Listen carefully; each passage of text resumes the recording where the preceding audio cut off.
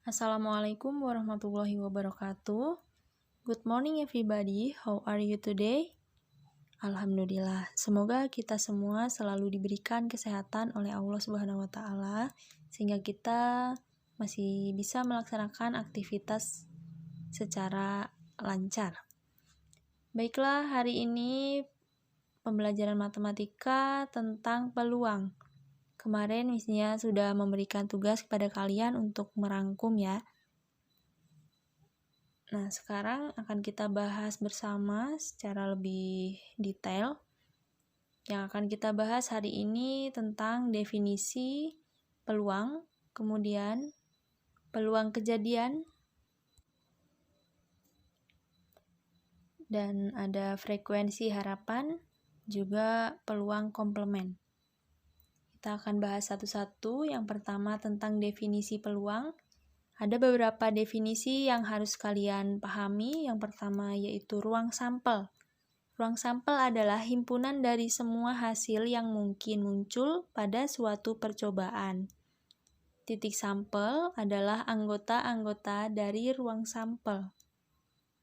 Percobaan adalah proses yang menghasilkan data. Kejadian adalah himpunan bagian dari ruang sampel. Nah, ini adalah definisi-definisi yang harus kalian pahami ya, Kak. Ini ada contoh soal. Sekarang kita ke contoh soal ya. Pada percobaan sebuah dadu dilempar 1 kali. Kalian pasti pernah main monopoli kan? Nah, untuk main monopoli itu kan ada dadu ya, Kak. Ruang sampel dari dadu itu ada 6, yaitu 1, 2, 3, 4, 5, dan 6. Titik sampelnya juga ada 6. Kejadian muncul mata dadu ganjil.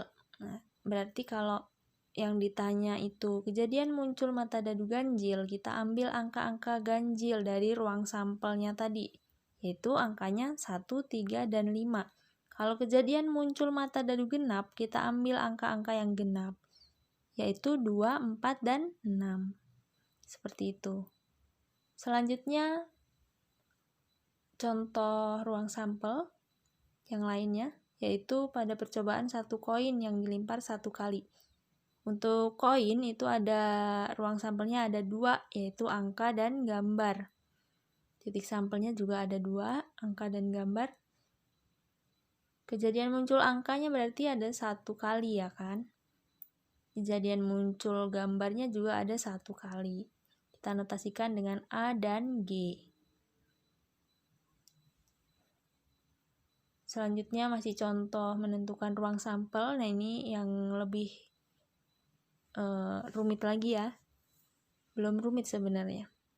2 koin uang logam dilempar bersamaan. Nah, kita bisa menggunakan tabel. Kita bisa menggunakan tabel, yaitu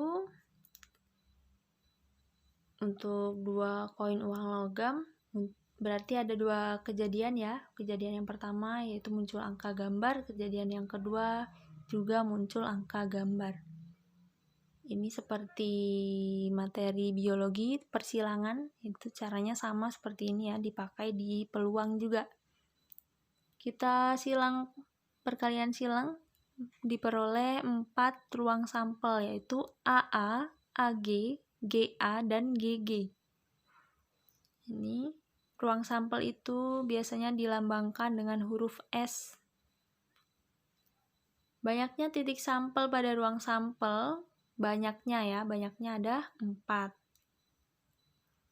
Dilambangkan dengan NS. NS sama dengan 4. Selain menggunakan tabel, kita bisa menggunakan pohon faktor juga.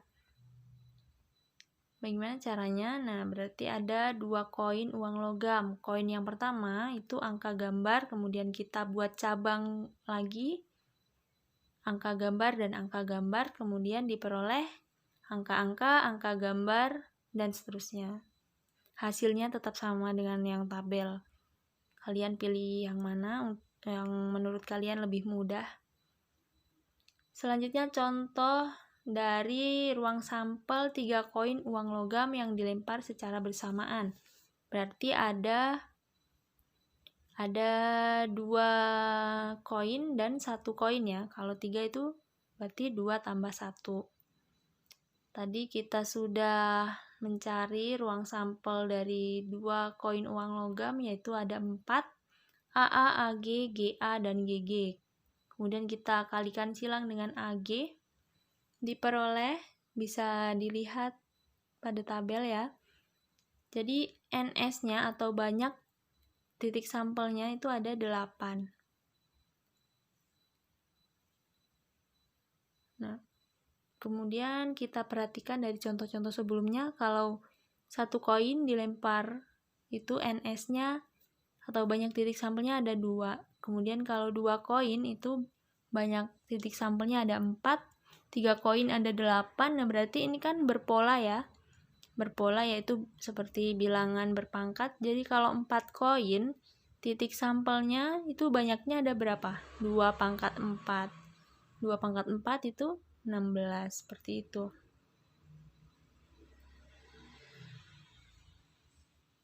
Masih contoh ruang sampel. Misalkan ada 2 dadu dilempar secara bersamaan. Tadi kalau 1 dadu itu ruang sampelnya ada 6. Jadi kalau 2 dadu ya berarti menggunakan tabel ada 6 dan dadu yang pertama 6, dadu yang kedua 6. Kita kalikan silang, diperoleh ruang sampelnya itu ada 36. NS-nya ya.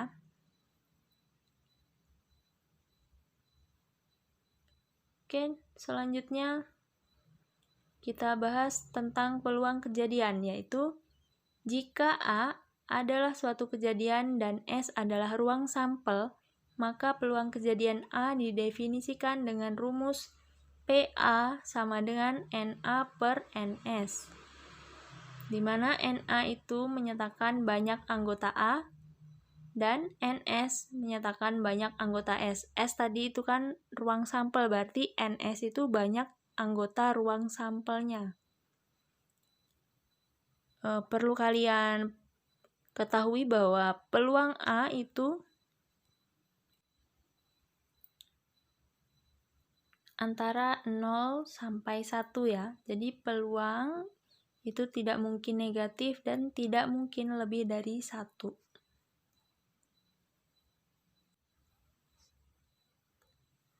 Kita lanjutkan ke contoh soal peluang kejadian. Misalkan ada 3 koin dilempar bersamaan. Peluang munculnya 2 angka dan 1 gambar adalah. Nah, berarti langkah pertama kita harus menentukan A-nya ya. A-nya itu berarti apa? A-nya itu kejadian muncul 2 angka 1 gambar. NA-nya berarti banyak anggota A. 2 angka 1 gambar tadi. Anggotanya ada AAG, AGA, dan GAA. Ini kita bisa lihat di tabel yang sebelumnya kita peroleh tadi ya. Jadi NA-nya ada berapa? Ya, NA-nya ada 3.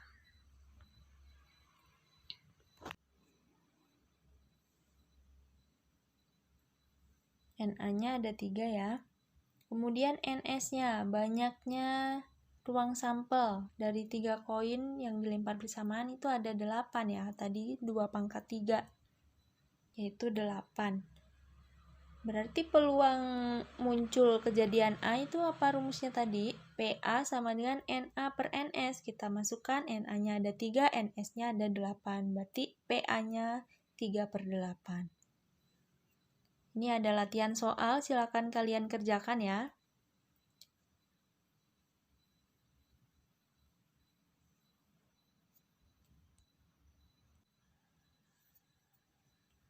Latihan soalnya, 1 dadu dilempar.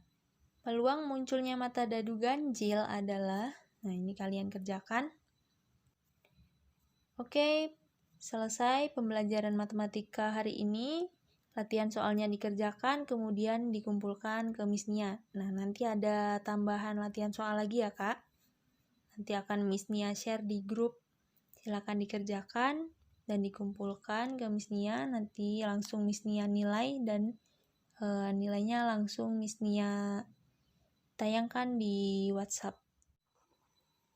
Oke, cukup sekian pembelajaran hari ini. Semoga apa yang Miss Nia sampaikan bisa kalian pahami dan kalian terapkan untuk mengerjakan latihan soalnya ya. Miss Nia akhiri, Assalamualaikum warahmatullahi wabarakatuh.